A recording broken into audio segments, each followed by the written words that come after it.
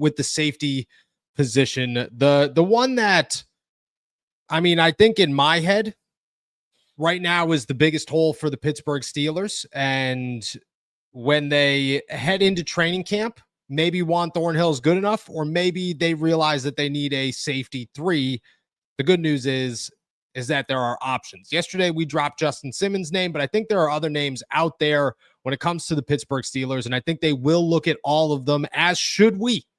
So we'll start with the free agency market, because I think that's, I mean, I'll ask you first, just as a preliminary question here. Would you go trade in a safety, or are you, I mean, I'm pretty comfortable in free agency. Would you go trade? Would you go a different direction? No, I think your best bet is through free agency right now. There's still, it might not be the most impressive game-breaking group of players that are available right now in free agency, but there's several veterans, there's several players who have, some exciting seasons under their belt. So I think free agency is the way to go. Now, if a trade opportunity presents itself, the Steelers have obviously shown that they are very willing to take advantage of it. But yes, I think that all said, free agency is going to be the way to go. You can do it cheaply. You can probably get someone on a relatively inexpensive deal. So yeah, free agency is the route I'm going to take for right now for the Steelers.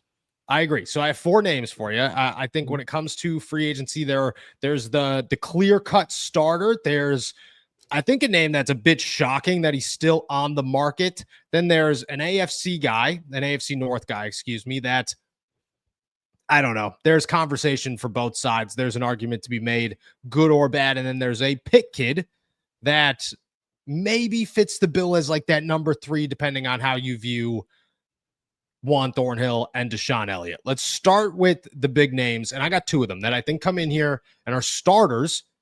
I would believe one of them we mentioned yesterday in Justin Simmons. The other one in my head, Julian Blackmon. Why he's a free agent, I do not know. What he is still doing on the market, I mean, again, I'm just guessing, or I would be just guessing. But this kid's coming off 4 interceptions in 2023, 3 interceptions in 2024. It feels like he's just kind of getting his feet wet, but that's not the case. 1 interception the year before that. Then he was hurt the year before that as a rookie. 2 interceptions. This guy comes up with the football on top of 86 tackles last year and 88 the year before that, and 5 tackles for loss. I mean, to me, Julian Blackmon is a name that's 26 years old. Why are people not talking about him unless I'm missing something? But I just look at it and say, you could talk Justin Simmons. I think Justin Simmons is a really fair argument and a guy that comes in here and fills the hole.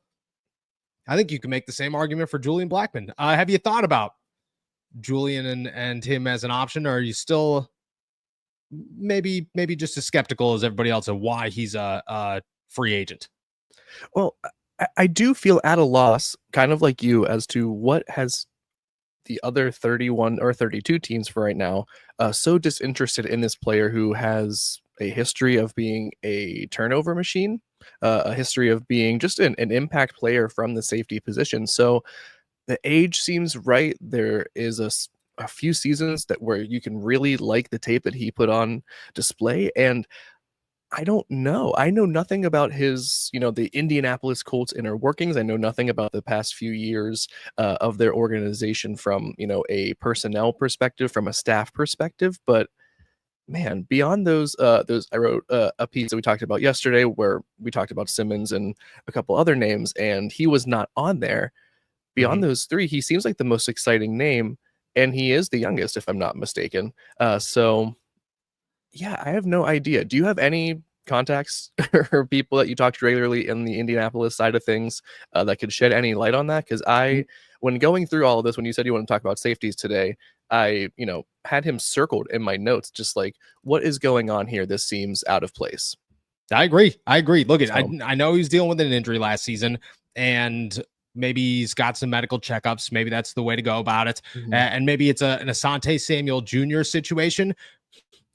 But if he's not waiting, why would teams be waiting? That doesn't make... I mean, to me, it's Julian Blackmon makes a lot of sense if he's healthy. And the Steelers, I mean, go get a guy that turns the ball over. That's what you're looking to do. That's why you traded Minkah Fitzpatrick for Jalen Ramsey, was to turn the ball over more. Julian Blackmon comes up with it. Justin Simmons is the other name. I'll ask this: the gap between Justin Simmons and Marcus Williams, Jordan Whitehead, how significant? It's sizable. It is sizable. I think Justin Simmons is still a definite starter in the NFL. The other two, I do not say that at all. I do not feel confident about them being my 17 game starter. I would like Jordan Whitehead over Marcus Williams, given the Yes. choice between the two. But I think both of them, you were talking about a very significant drop off, both in impact and production on the field. There's just no denying that Justin Simmons is the best safety available right now. I agree. I agree. Asada Burrito out here in the chat, torn labrum last year, I believe.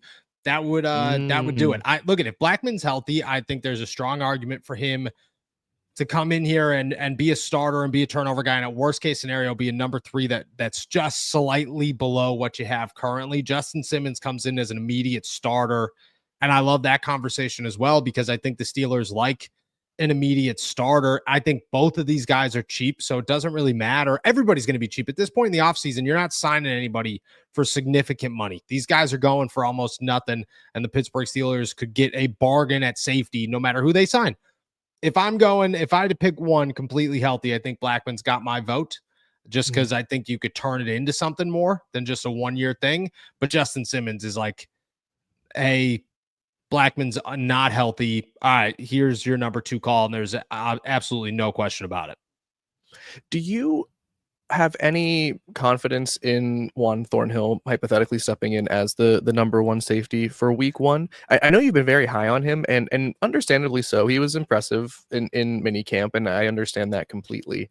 But do you think that the idea of bringing him in was for him to be a starter or to take that many snaps, or to be a complementary piece? And would bringing in another person like a Blackman, like a Whitehead, like a Marcus Williams, would that complement that idea better, or would it put more pressure on Thornhill as a starter? Your thoughts on that?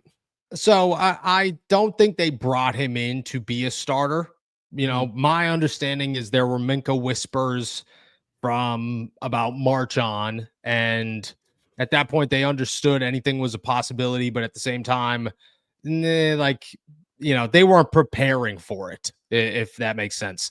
I think he's good enough to be a starter. I think he's a significant step backwards from guys that you could have, but I do think he is a starter. He's been a starter in this league before. I mean, he was a starter last season for 11 games in Cleveland, and 11 games before that. He's only had 1 season that he really didn't start, and it's the second year in the league. But the problem is he doesn't really have the productivity. Like, he doesn't have the stat lines to sit here and say, this dude is going to be a star, and you could turn him into something way bigger than a DeShon Elliott or a Justin Simmons or Julian Blackman. Like, to me, it's just like, okay, he's a really good number 3. As a number 1, there's question marks. There's question marks on what's the dip. It's definitely better than a Beanie Bishop's out there, and he's not good enough to play if the Steelers don't think he is, but he's still not like, he's not a 17 game starter you feel really good about it type of guy. Yeah, I completely agree. And I was curious if you had felt any differently. Can I ask you one more safety question? Of course. Do you think that it obviously puts extra pressure on DeShon Elliott, but you mentioning him kind of makes me wonder and ask the question, will we see any sort of negative impact on his productivity in 2025 because there isn't someone, even despite Minkah's setbacks and his disappointing past couple of seasons, whoever comes into that free safety position will probably be a step down from him anyway. So will we see a negative impact on DeShon Elliott because of that? I think that DeShon Elliott's going to be asked to do a lot more, and how he handles that, we'll see.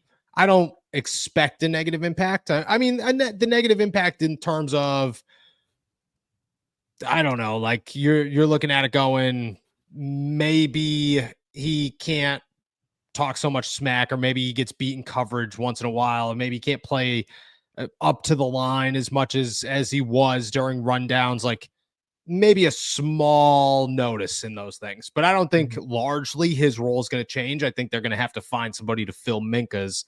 And as long as, the guy filling Minkah's is capable, DeShon should be able to do a lot of the same stuff. That's at least my, unless they're planning to totally change his role to Minkah's role, which would be wild. My understanding is that if you find somebody, or if it's Jalen, then, you're okay. You're in a decent enough spot to expect DeShon Elliott to have the same role, same outcome. I mean, we'll see, but the same role that he had in 24. Sure. Yeah, I don't expect to see a huge productivity change in terms of like his tackling. He's still one of the best tacklers on the team. I'm just curious, a big shakeup like that, like I just felt like they fed well off of each other in some ways. While Minkah had a bad 2024 or a down 2024, I think it almost was a big piece of DeShon Elliott's rise in 2024. So curious to see how that dynamic kind of shifts with the new group of guys coming in. I agree.